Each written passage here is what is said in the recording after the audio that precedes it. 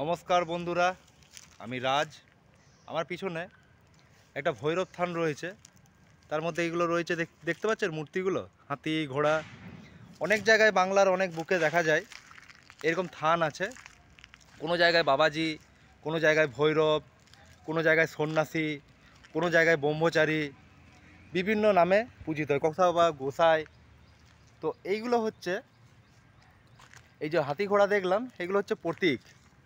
মানে যেসব দেবতা মানে মূর্তি পাওয়া যায় না বা কোনো ফটো নেই, তারা না এরকম প্রতীক হিসাবে পুজো করে। অনেক জায়গায় মনসা থানেও দেখা যায় মূর্তি রাখে না, এই প্রতীক হিসাবে পুজো করে। তো ভৈরবের তো মূর্তি অনেকেই জানে, শিবের উগ্র রূপ।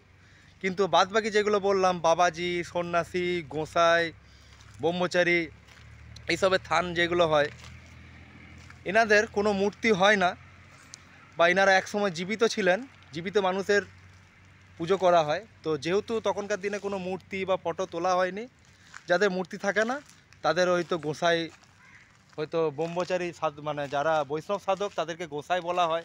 ব্রহ্মচারী আর সন্ন্যাসী এগুলো তো আমরা জানি, সাধু সন্ন্যাসী বলি। তো এরাও জীবিত ছিলেন, কোনো কালে জীবিত ছিলেন। তখন অনেক হয়তো মানুষের উপকার করেছেন, তাই শ্রদ্ধাবশত মৃত্যুর পরে তাদের নামে থান করা হয়েছে। কিন্তু ব্রহ্মচারী বা গোসাই এরা কিন্তু একটা নয়। হয়তো আমাদের এখানে একটা গোসাই থান, সেখানে গোসাই বলে অন্য কোনো দেবতা ছিলেন, অন্য কোনো মানুষ ছিলেন। আবার অন্য জায়গায় হয়তো আরেকজন গোসাই, কিন্তু মিলেমিশে এখন একাকার হয়ে গেছে। সবাই ভাবছে গোসাই একটা আলাদা কোনো ঠাকুর, বা ব্রহ্মচারী আলাদা কোনো একটা ঠাকুর, বা সন্ন্যাসী আলাদা একটা ঠাকুর। তা না, এই যে লোকনাথ ব্রহ্মচারী, ওনাকে বারোদির গোসাই বলা হতো।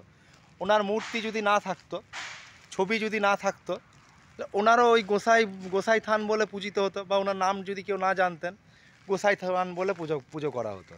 এবার বাংলাদেশের অনেক ভক্তরা হয়তো বঙ্গে এলে সেইখানে একটা থান করলেন গোসাই, ওই করে তার ছেলেরা বা তার আরও যারা মানত করলো, যাদের মানত পূর্ণ হলো, সবাই ওই গোসাই নাম নিয়ে পরিচিত হলো। কিন্তু গোসাইটা যে আসল কী নাম সেটা কেউ জানতো না। লোকনাথ বাবার যেহেতু নামটা সবাই জানে, তাই লোকনাথ ব্রহ্মচারী বলে পুজো হয়। তো এইরকমই অনেক গোসাই, ব্রহ্মচারী, সন্ন্যাসী আছেন যারা জীবিতকালে মানুষ ছিলেন, পরবর্তীকালে এরকম থানায় পুজো হয়। এই যেমন একটা ঠাকুর আছে মনোহর দাস, আমার মামাবাড়ির মানে কুলদেবতায় বলা যায়। এই মনোহর দাসও তো এককালীন জীবিত ছিলেন, মানে বৃন্দাবন থেকে আসছিলেন, বাঁকুড়া সোনামুখীতে ওনার সমাধি আছে। তো তাঁতিরা অনেক, মানে তাঁতি যারা, তাঁত শিল্প যেটা তাঁতের মানে মেশিন ছিল, সেই তাঁত মেশিন বন্ধ হয়ে গেছিলো কোনো কারণে, ওই বাবা মনোহর দাস ঠিক করে দিয়েছিলেন। আর অনেকজনাকে রোগ জ্বালার থেকে মুক্তি দিয়েছিলেন, ঠিক করে দিয়েছিলেন। ওই জন্য বাবা মনোহর দাসেরও কিন্তু সেরকমভাবে ছবি সব জায়গায় নেই। এইরকমই পাদুকা পুজো করা হয়, কিন্তু যেহেতু নামটা জানে ওই জন্য সবাই বলে মনোহর দাস বাবাজির থান। আমাদের এখানে একটা বাবাজির থান আছে, উনিও হয়তো কোনো টাইমে মানুষ ছিলেন, পরবর্তীকালে হয়তো ভক্তদের মাধ্যমে ওই মুখে মুখে বাবাজি নাম প্রচারিত হয়েছে। এটাই আপনাদেরকে জানানোর ছিল যে ব্রহ্মচারী, গোসাই, বাবাজি, সন্ন্যাসী এগুলো আসলে কী বা কে। তো ভিডিওটা ভালো লাগলে দেখবেন, সঙ্গে থাকবেন। নমস্কার।